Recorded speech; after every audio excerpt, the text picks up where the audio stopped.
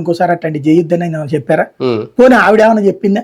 బాబు గారు ఫోన్ చేశాక నేను అర్థం చేసుకున్నాను, నా రూల్ ఏంటి, నా ఇదేంటి అన్నది, నేను మా ఆయనకి భారీగా పనిచేస్తాను తప్పించి ఇట్లాంటి కోరుకొని నేనని ఆవిడ ఏమైనా చెప్పిందా?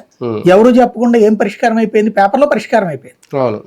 దాని పర్యవసానం ఇప్పుడు ఇది ఏది తాజాగా జేసీ అస్మిత్ రెడ్డి ఏకంగా సిఐతో క్షమాపణ చెప్పేదాకా వదిలిపెట్టనని చెప్పడం, చివరికి ఉన్నతాధికారుల దగ్గరుండి క్షమాపణ చెప్పించడం, దాన్ని వీడియో తీసి మరి అదే చేసి అనుచరులు లైవ్ లో పెట్టడం, సోషల్ మీడియాలో పెట్టడం.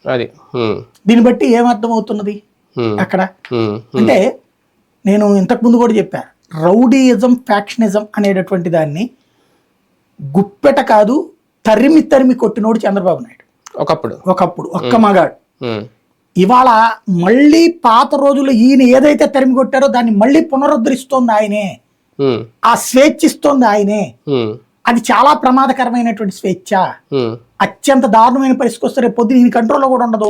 కానీ మీరు అన్నట్టు పోలీస్ వ్యవస్థ కానీ రెవెన్యూ వ్యవస్థలో కానీ ఏదైనా ఏ వ్యవస్థ అయినా ఉద్యోగులనే దోషులుగా చిత్రీకరించే ప్రయత్నం ప్రస్తుత ప్రభుత్వం ఎందుకు చేస్తోంది అనేది. ఇప్పుడు తనకి ఒక రాజకీయ పార్టీని టార్గెట్ చేయాలి అనుకున్నప్పుడు వాడిని డైరెక్ట్ గా తప్పంటే ఎట్ట కుదురుద్ది?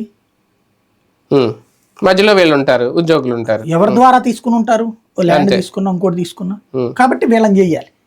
రెండవది ఏంటంటే డైవర్షనల్ టాక్టిక్స్ కావాలి. ఫర్ ఎగ్జాంపుల్ ఇప్పుడు